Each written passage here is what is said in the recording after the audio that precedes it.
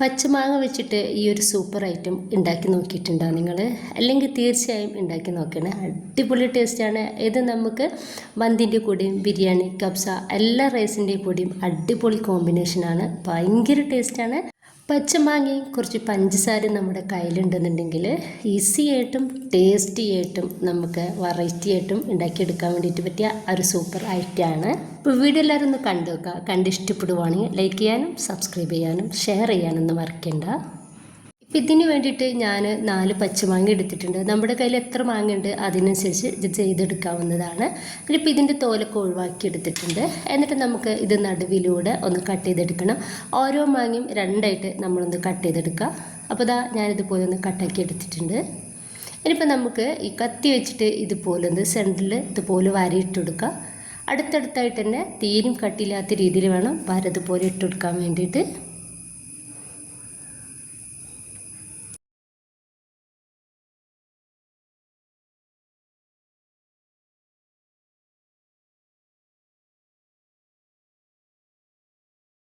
അപ്പോൾ ഇതാ ഇതുപോലെ ഒന്ന് കട്ടാക്കി എടുത്തിട്ടുണ്ട്.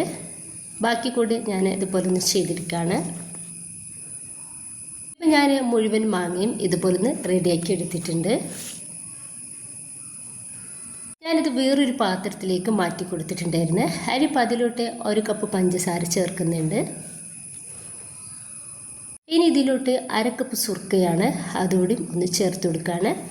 എന്നിട്ട് ഒരു 10 മിനിറ്റ് നമുക്ക് ഇതുപോലെ ഒന്ന് ഈ ഒരു പാത്രത്തിൽ റെസ്റ്റ് ചെയ്യാൻ വേണ്ടിയിട്ട് ഒന്ന് മാറ്റി വെക്കാം.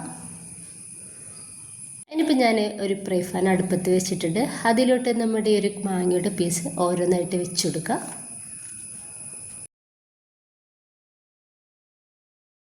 ഈ ഒരു പഞ്ചസാരയുടെയും സുർക്കയുടെയും വെള്ളം മൊത്തത്തിലായിട്ട് നമുക്ക് ഈ ഒരു മാങ്ങയിലേക്ക് ഒഴിച്ചെടുക്കാം. ഇനിയിപ്പോൾ നമുക്ക് ഈ ഒരു മാങ്ങ ഒന്ന് വേവാക്കിയെടുക്കാം. ഞാനിപ്പോൾ ഇതൊന്ന് മൂടി വെക്കുന്നുണ്ട്. മൂടി വെച്ചിട്ട് നമുക്ക് ലോ ഫ്ലെയിമിൽ ഇട്ടിട്ട് ഇതൊന്ന് വേവാക്കിയെടുക്കാം. ഇപ്പോൾ ഇതാ നന്നായിട്ട് വെള്ളമൊക്കെ തിളച്ച് വന്നിട്ടുണ്ട്. ഈ ഒരു ടൈമിൽ ഞാനിപ്പോൾ ഇതാ ഇതിലോട്ട് 1 ടീസ്പൂണ് മഞ്ഞൾപ്പൊടി ഇട്ടെടുക്കുന്നുണ്ട്. ഒപ്പം തന്നെ 1 ടീസ്പൂണ് മുളക് പൊടി കൂടി ഇതിലേക്ക് ചേർക്കുകയാണ്. എന്നിട്ട് നമുക്ക് ഈ ഒരു മാങ്ങ ഓരോന്നായിട്ട് ഒന്ന് മറിച്ചിട്ട് കൊടുക്കുക. 2-3-4 പ്രാവശ്യം നമുക്കൊന്ന് തിരിച്ചു മറിച്ചും ഇട്ടെടുത്തിട്ട് വേണം ഇതൊന്ന് റെഡിയാക്കി എടുക്കാൻ വേണ്ടിയിട്ട്.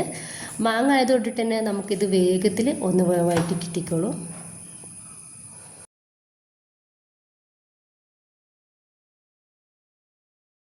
ഇപ്പം ഞാൻ എല്ലാ മാങ്ങയും ഒന്ന് മറിച്ചിട്ട് കൊടുത്തിട്ടുണ്ട്. അതിനിപ്പോൾ ഒന്നുകൂടി നമുക്കിതൊന്ന് മൂടി വെക്കാം.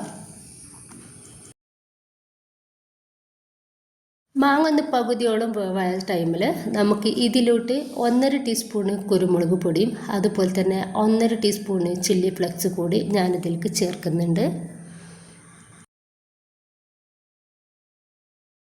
എരിവൊക്കെ നിങ്ങളുടെ ഇഷ്ടത്തിന് അനുസരിച്ച് ചേർത്ത് കൊടുക്കാവുന്നതാണ്. കൂടുതൽ മുളക് പൊടി വേണമെന്നെങ്കിൽ അതും ചേർത്ത് കൊടുക്കുക. ചില്ലി ഫ്ലെക്സ് കൂടുതൽ വേണമെന്നുണ്ടെങ്കിൽ അങ്ങനെയും ചേർത്ത് കൊടുക്കാവുന്നതാണ്.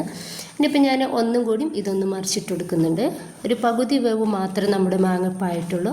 നന്നായിട്ട് നമുക്കിതൊന്ന് വേവായിട്ട് കിട്ടണം.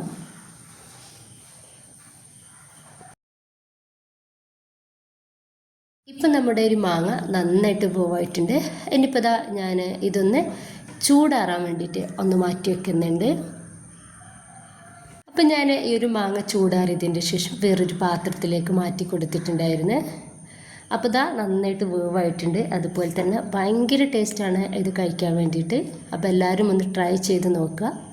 ഇഷ്ടമായിട്ടുണ്ടെങ്കിൽ നിങ്ങളുടെ എല്ലാ സപ്പോർട്ടും ഉണ്ടാവുക. ലൈക്ക് ചെയ്യാനും സബ്സ്ക്രൈബ് ചെയ്യാനും കമൻറ്റ് ചെയ്യാനൊന്നും മറക്കണ്ട.